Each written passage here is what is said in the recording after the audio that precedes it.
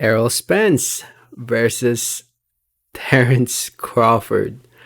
Um, I think we can all agree that we just want to see this fight, right? I think everybody here just wants to see this fight. I want to see it. You want to see it. That's why you're watching this. And yeah, and it's looking like we will be seeing it this November before the end of the year. Um, Looks like everything has been agreed upon, at least according to ESPN. According to Mike Coppinger, who writes for ESPN. As you guys can tell by the headline of this article from ESPN, sources Errol Spence Jr., Terence Crawford agreed to terms for potential November 19 mega fight. So November 19 is the date. And according to the article, it's going to be over in Vegas. Makes sense. Vegas is the boxing capital of the world. At least that's where the big money fights are made from the past 10 years. And yeah, I'm just happy, man. I just want to see this fight. But not to get too happy because the fight is not a done deal yet. Just because they have agreed to all terms doesn't mean the fight is happening just yet. They have to still sign a contract and everything, and it needs to be officially announced. It says right here, I'll read it for you guys. However, the deal has not been signed as the parties' lawyers clean up legal language in the agreement, per sources. Crawford, ESPN number one pound for pound boxer and top welterweight, how do you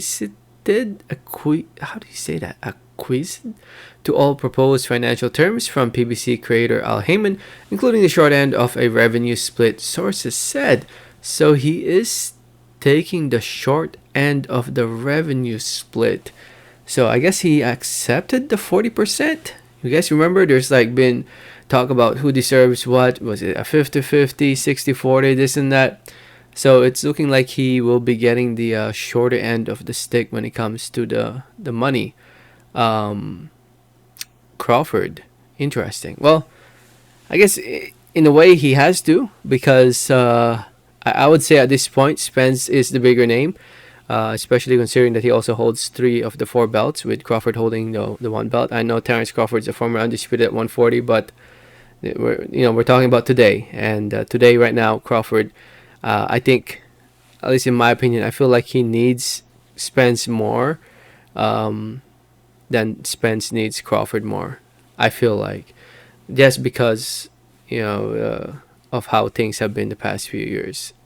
But now that Terence Crawford is, a free agent, I guess he has to go with this fight, man. He has to go with whatever they're offering.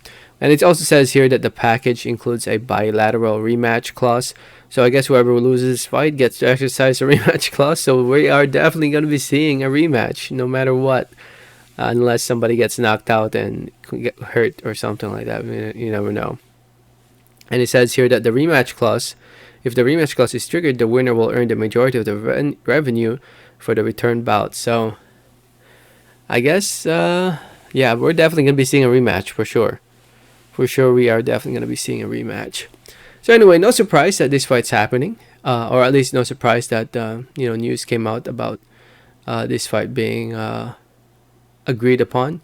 I did make a video of earlier this month, letting you guys know that the fight is happening. And shout out to everybody who commented and watched that video. Shout out to the son of New Jersey, Irvin Johnson, Jamie Trick, Bud Crawford beats Easy Route Sprints. Oh my goodness, man. Dennis F. Boston, Mason Yang, Dennis Boston, 704 Joe, Robert Johnson, Flame on 24, and Mr. King Solomon, who says that video was clickbait. How was that clickbait? Honestly, I mean, the title states it right there. Errol Spence versus Terence Crawford. The fight is happening, in quotes. And I quoted somebody who is a reliable source, saying that the fight is happening. And here we are, more confirmation that the fight is happening. But yet, not to get too excited, the fight still needs to be signed. Not until the fight is signed, hold off on your excitement. But it's definitely a good step forward to finally seeing this fight. A lot of some good fights being agreed upon lately. This fight and the Fury versus Joshua fight. So it's shaping up to be a very damn good end of the year for boxing. It's been a very good year, by the way, too. I'm not gonna lie, it's been a very, very damn good year. But yeah, this is definitely this fight and the Joshua Fury fight would definitely be the icing in the cake for the year 2022, and arguably one of the best years in the sport of boxing, if this fight happens. So anyway, we'll see. We will see. I'll keep you guys updated. Let me know your thoughts in the comments. Thanks for listening and watching, and like always, have a great day. All right, thanks.